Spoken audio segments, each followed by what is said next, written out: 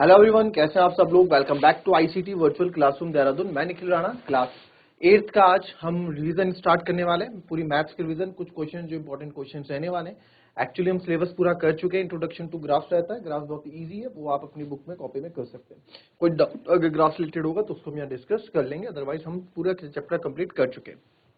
Maths का all over syllabus complete हो चुका है। ठीक है, तो चलिए अपनी क्लास शुरू करते हैं, डिवीजन क्लास। और शुरू करने से पहले हमेशा की तरह थॉट ऑफ द डे लेके चलते हैं। तो आज का थॉट ऑफ द डे है बच्चों, push yourself because no one can do, because nobody can do it for you।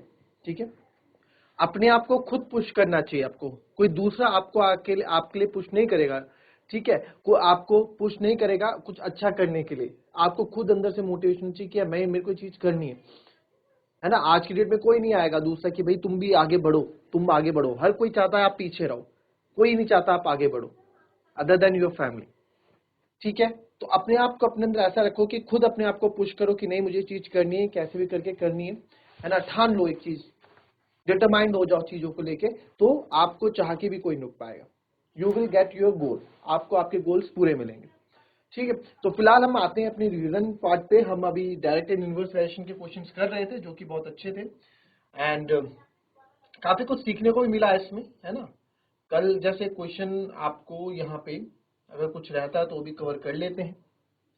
चलो ये भी आप देख लो, एक क्वेश्चन ये रहता है, ये भी देख। रिवीजन है, रिवीजन में सारे क्वेश्चन चलेंगे। मैंने आपको बोला था लीनियर इक्वेशंस के रैखिक, है ना, एक चर वाले रैखिक समीकरण, वो उसके क्वेश्चन भी करेंगे। गुणनखंड, फैक्टराइजेशन, उसके क्वेश्चन भी करेंगे। इन सब के क्वेश्चन क्यों बोल रहा हूं मैं आपको, इन सब के क्वेश्चन इसलिए बोल रहा हूँ क्योंकि ये इंपॉर्टेंट है। ये आगे जाके जो मैथ्स पढ़ेगा, जिसकी आगे मैथ्स, जिसको मैथ्स में अपना आगे सब्जेक्ट चाहिए, उसमें ये जरूरी है चैप्टर्स जो मैं रिवीजन में लूंगा।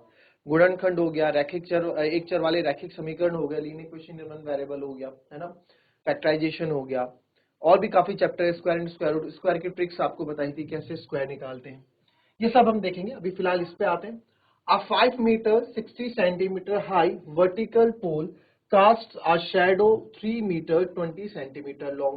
भाई एक 5 मीटर 60 सेंटीमीटर ऊंचा वर्टिकल पोल है जो कि शेडो कर रहा है तीन, जब उसकी शेडो बनती है, परछाई बनती है, परछाई बनती है 3 मीटर 20 सेंटीमीटर लंबी परछाई बनती है। Find at the same time, उसी समय बताओ, the length of shadow cast by another pole 10 metre 50 centimetre है।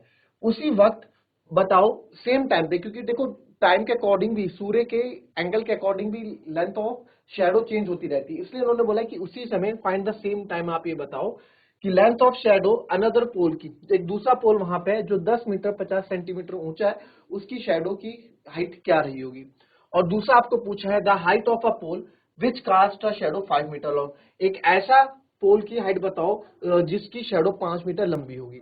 तो यहाँ पे दो चीज आपको दिख रही है, एक तो पोल दिख रहा है और एक शेडो दिख रही है, तो दो चीज का आप यहाँ पे चीजें यहाँ पे बनाओगे। ठीक है, तो अगर आपको क्वेश्चन आता है तो करें, इसका आंसर दें। चले निकालें आप लोग आंसर इसका फटाफट। और इस तरह के क्वेश्चंस ना, जो ये क्वेश्चंस मैं आपको बता रहा हूं, ये क्वेश्चन आगे बहुत इंपॉर्टेंट क्वेश्चन है, बहुत इंपॉर्टेंट क्वेश्चन है। क्यों? क्योंकि आगे आप जैसे एग्जाम्स हम देते हैं, समूह का एग्जाम दे रहे हैं, ग्रुप सी के एग्जाम देते हैं ना, आपके बड़े भाई बहन, for for a job, for a good job, तो वहां पे भी आप इस तरह के क्वेश्चन देखने को आपको मिल जाते हैं। ठीक है, चलो जरा करो।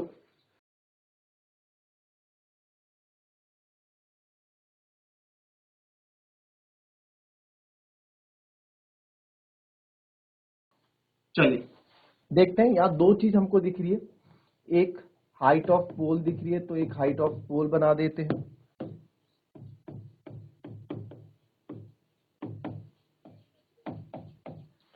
और एक हाइट ऑफ शेडो दिख रही है।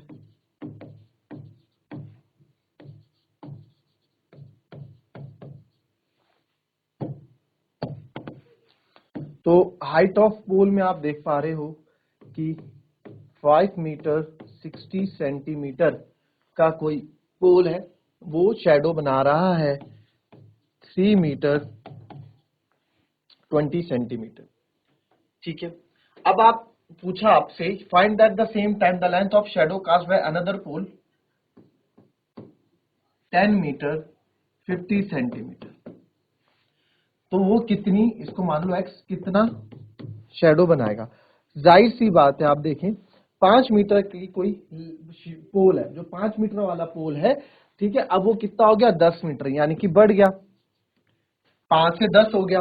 तो जाहिर सी बात है जो उसकी शेडो होगी, यानी जो उसकी परछाई होगी, ठीक है, वो भी किससे होगी, 5 मीटर वाले से ज्यादा होगी, यानी कि जो इसकी परछाई आएगी वो भी क्या आएगी, ज्यादा आएगी, ठीक है, वो भी क्या आएगी, ज्यादा आएगी। तो अब ये किसका एग्जाम्पल आपका हो गया, ये एग्जाम्पल हो गया आपका, ठीक है। तो जब दोनों चीजें बढ़ रही हो और दोनों चीजें घट रही हो, वो डायरेक्ट वेरिएशन या सीधा समानुपात होता है ना, सीधा समानुपात होता है, क्योंकि दोनों चीजें बढ़ रही हैं। तो आप लिखेंगे यहां पे because this is direct variation या प्रोपोर्शन, क्योंकि यह एक सीधा समानुपात है। देखो आपको दोनों चीज आनी चाहिए, इंग्लिश भी जरूरी है, ऐसा नहीं इंग्लिश सब्जेक्ट नहीं पढ़ रहे, मैथ्स में थोड़ी बहुत इंग्लिश होती है। तो ये डायरेक्ट सीधा मतलब डायरेक्ट वेरिएशन है। तो डायरेक्ट वेरिएशन में क्या होता है आपको पता है, इनका क्या रहता है, इनका रेशियो सेम रहता है, x upon Y is equals to x upon Y, है ना। डायरेक्ट वेरिएशन में बेसिक क्लास में हमने, इंट्रोडक्शन क्लास में हमने चीज सीखी। तो सर 5 मीटर 60 सेंटीमीटर को मैं और क्या लिख सकता हूँ, देखो इसको चेंज करो एक में, 5 मीटर 60 सेंटीमीटर, है ना। तो सर 5 मीटर को मैं 500 सेंटीमीटर लिख सकता हूँ, बिल्कुल सर, और 60 तो ये है ही, तो ये जाएगा 560 सेंटीमीटर। तो यहां मैं इसको लिख सकता हूँ 560 सेंटीमीटर। वैसे इसको मैं क्या लिख सकता हूँ, 3 मीटर बराबर 300 सेंटीमीटर, भाई 1 मीटर में 100 सेंटीमीटर होते हैं, तो 3 मीटर में 300 सेंटीमीटर होंगे, 300 प्लस 20 हो जाएगा 320 सेंटीमीटर, क्योंकि 3 मीटर 300 ये हो गया, 20 हो गया 300 सेंटीमीटर। वैसे ही 10 मीटर है, तो 10 मीटर में आप 1 मीटर में 100 मीटर होते हैं, 1 मीटर में 100 सेंटीमीटर होते हैं, तो 10 में कितने हो जाएंगे, 1000 सेंटीमीटर। तो सर ये 1000 हो गया, 50 इसके साथ और है, तो ये हो जाएगा 1050 सेंटीमीटर। अभी सेंटीमीटर में ही हम डील कर लेते हैं ना, क्योंकि उसमें कैलकुलेशन करने में भी हमको ईजी होगी। तो ये डायरेक्ट वेरिएशन को मैं लिख सकता हूँ 560 upon 320 is equals to 1050 upon x। तो हमें तो x की वैल्यू चाहिए भाई, हमें क्या चाहिए, हमें तो x की वैल्यू चाहिए। तो x की वैल्यू निकालने के लिए आप क्या करेंगे, x को अकेला रख देंगे, वही लीनियर इक्वेशन काम आ रही है, देखो हर जगह जो हमने चैप्टर नंबर 2 में सीखा और हर जगह काम आ रहा है आपका, कहीं भी ऐसा नहीं है। तो x को मैं इधर ले आऊंगा पर क्रॉस मल्टीप्लाई करके, ये आ जाएगा 560 के साथ, और इधर है 1050, और 320 डिवाइड में इधर आके आ जाएगा मल्टीप्लाई में, क्रॉस मल्टीप्लाई। बट हमें तो x की वैल्यू चाहिए, तो x को अकेला रखो, तो यहां बचेगा 1050 इंटू 320 अपॉन 560। तो यहां से देखें, एक जीरो से आपका एक जीरो यहां कट रहा है, ये 56 है, तो इसको 4 से काट सकता हूं, 4 से 14 4 जा 56, और 4 8 जा 32 और 0 टाइम्स, है ना, 4 8 जा 32 और 0 टाइम्स। इसको और काटते हैं, 2 7 जा 14, और 2 से 2 4 जा 8 और 0, ठीक है। अब जिसको, अब आप देखो जिसको टेबल लर्न है वो तो डायरेक्ट काट देगा, बट जिसको टेबल लर्न नहीं हो चेक कर लो, क्या यार 7 से 105 कटता होगा, तो 7 एकम 7, 7 एकम 7, 3 बचेगा, 3 और 5 35, 7 पंजे 35, कटो 15 टाइम कटेगा। तो यस x बराबर हमारा क्या आ गया, ये आगे करते जा रहे हैं, तो x बराबर हमारा आ गया 15 इंटू 40। तो 15 इंटू 40 होता है 15 चौको 60, है ना, 15 चौको 60 और एक जीरो, तो 600 सेंटीमीटर। कितना हो गया, 600 सेंटीमीटर। 600 सेंटीमीटर को मैं क्या लिख सकता हूं, क्योंकि भैया यहां देखो ना, 600 सेंटीमीटर को क्या लिख सकता हूं, 1 मीटर में 100 सेंटीमीटर होते हैं, ठीक है, या फिर 1 सेंटीमीटर में 1/100 मीटर होते हैं, ऐसे आप समझ लो दोनों ही। तो वैसे ही 600 सेंटीमीटर में कितने हो जाएंगे, जब 1 मीटर, तो इंटू 1/100 इंटू 600 करोगे, तो ये कितना आएगा, 6 मीटर, है ना। सही तो आपको आपने पूरा सीखा हुआ है, तो आएगा 6 मीटर, या फिर आप इसको बोल सकते हैं 600 सेंटीमीटर। तो देखो नीचे वाला बढ़ रहा है ना, 320 से बढ़ के 600 हुआ ना, 3 मीटर से बढ़ के 6 मीटर हुआ ना, तो वही चीज है, पोल की लेंथ बढ़ेगी तो इसकी शेडो की लेंथ भी बढ़ेगी। तो पहला पार्ट तो हमारा हो गया, आप यहाँ लिख दोगे, तो इसकी जो लेंथ ऑफ शेडो है सर इतना हो जाएगा। दूसरा हमसे पूछा height of a pole which cast a shadow of 5 metre long. अब आपको ये बताना है कि हाइट ऑफ पोल, ऐसी हाइट ऑफ पोल बताओ, पोल की हाइट बताओ जो आपका शैडो, जिसकी शैडो 5 मीटर लंबी होगी। कैसे करोगे इसको? अब आपसे क्या पूछा, देखो यहाँ पे हमसे, इसी में थोड़ी जगह नहीं, इसी में आपको समझा देता हूं। तीसरे में आपसे पूछा है कि ऐसा पोल जिसकी शैडो इस बार 5 मीटर लंबी शैडो है, तो अभी 6 से कम हो गई, 5, 6 ऊपर वाले से तो कम हो गई, 5 मीटर शैडो है। तो जाहिर सी बात है, अगर 5 मीटर शैडो इसकी है, तो ये पोल जो है, पोल जो है 10 मीटर से क्या होगा, छोटा होगा।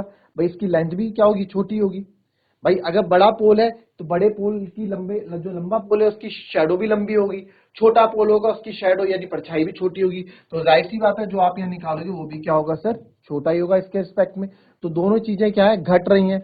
तो जब वो भी, ये भी सीधा प्रतिलोम है, ये भी डायरेक्ट वेरिएशन है। जब दोनों चीजें बढ़ रही हो या दोनों चीज घट रही हो एक जैसी हो तो डायरेक्ट वेरिएशन होता है। या फिर और जब एक चीज बढ़ रही हो एक चीज घट रही हो, या एक चीज घट रही हो और दूसरी बढ़ रही हो, उल्टा हो, तो वो इनवर्स प्रोपोर्शन होता है, इनवर्स वेरिएशन होता है, जिसको आप प्रतिलोम समानुपात भी कहते हैं। बट ये सीधा समानुपात है तो इसको यही कर लो, है ना, यही कर लेते हैं, यही पूरा लिखोगे।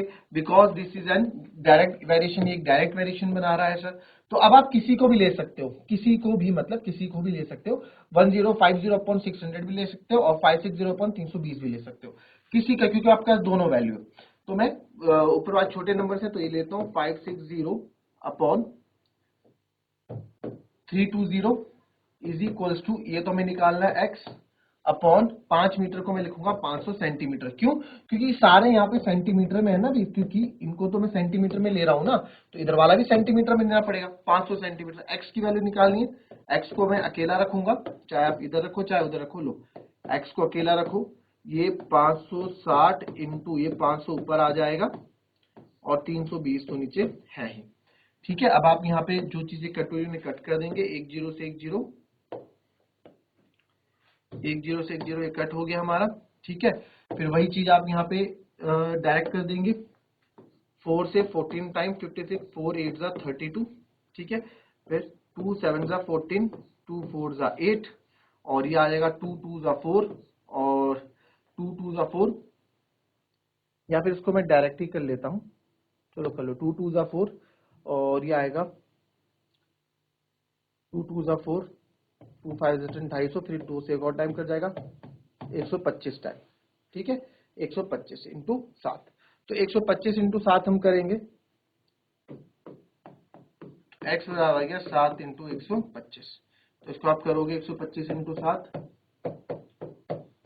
7 पंजे 35, 3 कैरी, 7 14, 14 3 17, 1 कैरी, 7 एकम 7 1, यानी कि सर यहाँ 875 सेंटीमीटर, क्योंकि सेंटीमीटर में चल रहा है ना, 875 सेंटीमीटर। अगर आपको कोई बोले कि इसका आंसर मीटर में दो, तो मीटर में कैसे करोगे आप? मीटर में तोड़ के देखो, 875 है तो 800 तो आप अलग लिख दो, 800 सेंटीमीटर बचा कितना सर, 75 सेंटीमीटर। इस 800 सेंटीमीटर को मैं क्या लिख सकता हूँ, 8 मीटर भी लिख सकता हूँ, है ना, क्योंकि 1 मीटर में 100 सेंटीमीटर होते हैं। तो 8 मीटर 75 सेंटीमीटर, ये भी आप आंसर दे सकते हैं अगर मीटर में आपको बोला जाए। तो इसका आंसर दो तरीके से आप लिख सकते हैं, इसको आप दो तरीके से लिख सकते हैं। यहाँ पे ये आ जाएगा आपका, ये इससे कम आएगा ना तो 875 सेंटीमीटर, या फिर आप इसको ये भी लिख सकते हैं 8 मीटर 75 सेंटीमीटर। तो दोनों ही तरह के आंसर आपके इसमें क्या होंगे, सही होंगे। क्लियर है? कॉपी कर लेंगे।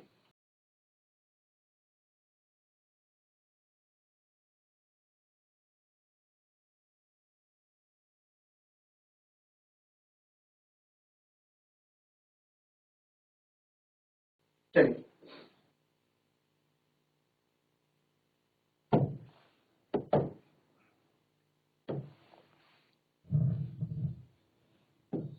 To person could fit new windows in a house in 3 days। दो आदमी हैं, नए घर में विंडोज लगानी है, तो वो न्यू विंडोज एक घर में 3 दिन में न्यू विंडोज लगाते हैं। One of person fell ill before the work started, how long would the job take now. एक पर्सन जो है, वन पर्सन फेल इल, एक आदमी देखो काम शुरू करने से पहले बीमार पड़ जाता है, तो how long would the job take now, अब वो कितना दिन लेगा। बहुत इजी क्वेश्चन है, सिंपल सा पूछ लिया, जरा करो उसको।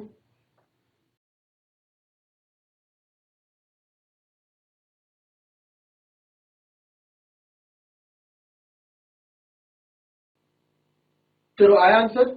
भाई बहुत क्वेश्चन थोड़ा घुमा के भेज दिया, इसका मतलब थोड़ा ना कितना टफ क्वेश्चन ये है, इजी क्वेश्चन है। 2 person could fit new windows in a house 3 days, तो number of person,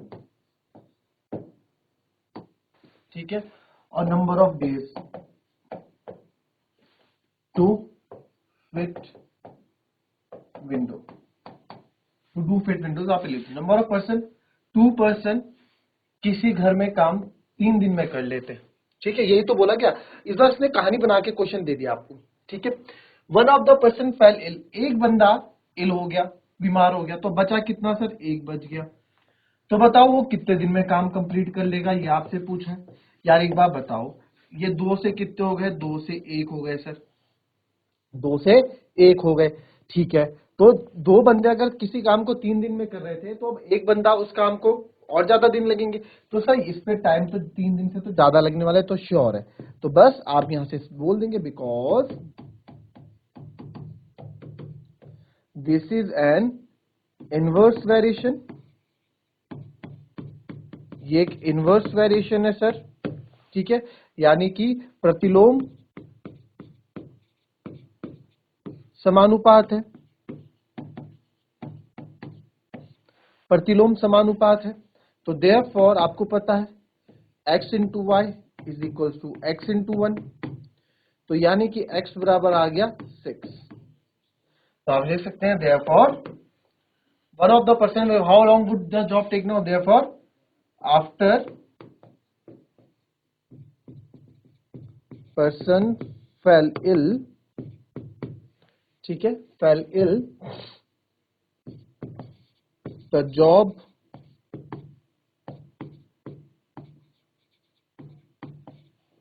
would complete in 6 days, 6 दिन में काम कंप्लीट वो कर देगा, यानी कि कितने दिन लगेंगे सर, 6 दिन लगेंगे। चलिए दूसरा देख लेते हैं, how many person would be needed to fit the window in 1 day. अब क्वेश्चन इसने उल्टा कर दिया, अब क्या बोल दिया इसने कि भाई हमको कितने आदमी, वो आदमी जो 3 दिन लगा रहे थे विंडो को फिट करने में, जब हम 3 दिन लगा रहे थे, अब जो जिसका घर बन रहा है उससे बोला कि नहीं भैया 3 दिन नहीं लगेंगे, 1 दिन में मुझे काम करके दोगे, तो बताओ। अब यार 1 दिन में काम करना पड़ेगा, तो मुझे क्या करना पड़ेगा, अगर मुझे काम 1 दिन में करना है, मुझे काम 1 दिन में करना है, यानी 6 दिन में काम हो रहा था, 6 से 1 दिन में मुझे काम निपटाना है, 1 दिन में काम निपटाना है, तो मेरे को क्या बंदे और ज्यादा बुलाने पड़ेंगे, है ना, और ज्यादा बुलाने पड़ेंगे, यानी कि x मेरे को और ज्यादा बुलाने पड़ेंगे। तो अगेन ये इनवर्स वेरिएशन का एग्जांपल हो गया, ठीक, अगेन आप लिखोगे this is an example of inverse variation. तो अब आप यहाँ देखो, जाहिर सी बात है ना, एक बंदा 6 दिन में काम कर रहा है, बट उसको बोला कि भैया मुझे 1 दिन में काम चाहिए 67, तो आप किसी का भी यूज यहाँ पे कर सकते हो और आपका आंसर आ जाएगा।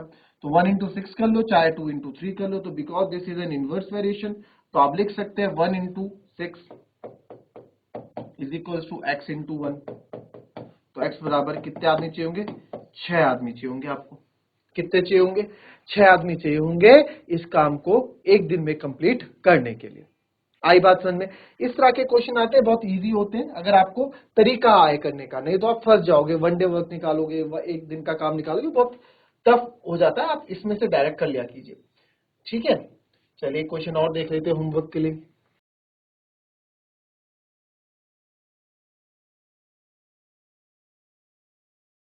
Our school has 8 periods a day, each of 45 minutes duration. एक स्कूल में 8 पीरियड होते हैं, जैसे आपके स्कूल में भी 8 पीरियड होते हैं, हर एक पीरियड का 45 मिनट ड्यूरेशन है, 45 मिनट का एक पीरियड होता है। How long would each period be if the school has 9 period a day. अगर मैं चाह रहा हूं कि 8 पीरियड की जगह यार अब स्कूल में ना 9 पीरियड कर लिया जाए, आपके प्रिंसिपल चाह रहे हैं, आपके स्कूल मैनेजमेंट चाह रहा है कि सर 8 की जगह 9 पीरियड अब कर लो, गेम्स का भी एक्स्ट्रा कर लो बच्चों के लिए, 9 पीरियड्स अ डे कर लो, assuming that the number of school hours to be the same, और ये मान लो कि आपको 9 घंटे, अब आपको 9 पीरियड्स पढ़ाने, तो अब वो ड्यूरेशन, जो क्लास का ड्यूरेशन, पहले आपकी क्लास 45 मिनट की रहती थी, अब वो क्लास कितने की रहेगी। बहुत इजी क्वेश्चन है, बहुत इजी क्वेश्चन है, क्योंकि अगर आपने डायरेक्ट इनवर्स वेरिएशन अभी तक कर लिया है मेरे साथ, तो ये क्वेश्चन आपके लिए बिल्कुल बहुत ही ज्यादा इजी क्वेश्चन ही होने वाला है ना, बहुत ही ज्यादा इजी क्वेश्चन वाला है। This question is homework for you, तो ये क्वेश्चन आपके लिए क्या हो जाएगा, होमवर्क, ये क्वेश्चन हो जाएगा, ठीक है। तो इस क्वेश्चन पे कल डिस्कस करते हैं, कल बात करते हैं, तो मिलेंगे आपसे अपने कल की नेक्स्ट क्लास में, तब तक के लिए be happy, be healthy and be safe. Thank you and have a nice day.